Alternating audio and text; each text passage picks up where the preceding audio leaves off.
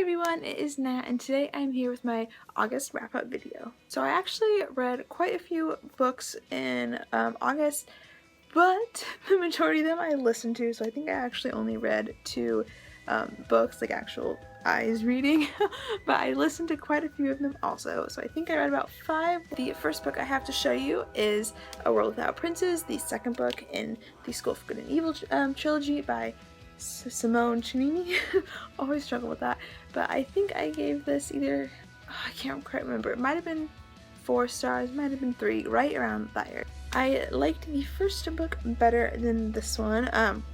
Still good. They're really pretty similar. I just in kind of spoilers, but in this book it's not the School for Good and Evil, it's the School for Boys and Girls, and I like the School for Evil and Good and Evil. I liked that whole dynamic better than Boys and Girls, but there were some good plot twists and some great endings in this, so yeah, good book, would recommend it. The next book I read was also another audiobook, and that was The Winter's Crime by Maria Ratuski, I think that is, and I also did an audiobook on this one, and I really enjoyed this one. I think I gave it 4 out of 5 stars. The first one, this is the second book in the Winter's Curse trilogy, and I loved the first book. I can't even say enough good things about this one.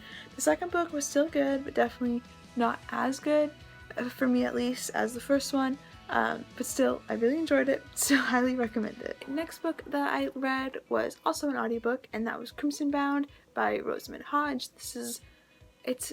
It's in her universe where Cruel Beauty takes place, but it's not like a sequel or anything, and I really liked this book. I think the audiobook did take away from it a little bit for me, but by the end I was so in love with this book that I knew if I can just read it in a physical copy, I would have loved this book.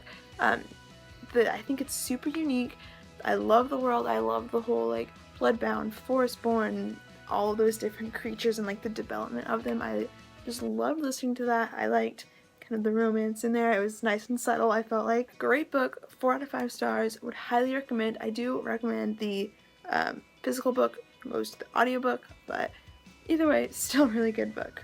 And this next book that I have to show you, I loved. I actually have a reading vlog up for that, so I'll link it down below also.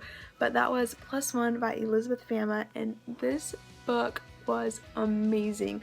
I cannot say enough great things about it. 5 out of 5 stars, so good. I thought this story was seriously so unique and so realistic, and I just loved everything about it. Pretty much there's society is divided into day people and night people, and then it's about this girl who's a night, and she has this plot to kind of kidnap her niece, but she's going to return her just because her niece is a day and she wants people to see her niece. But seriously, this book is so good. I'm not going to say too much about it because I do have a whole video up of my thoughts while I'm reading the book, so go ahead and check that out. But seriously, great book. I am about a third of the way through The Last Ever After by Simone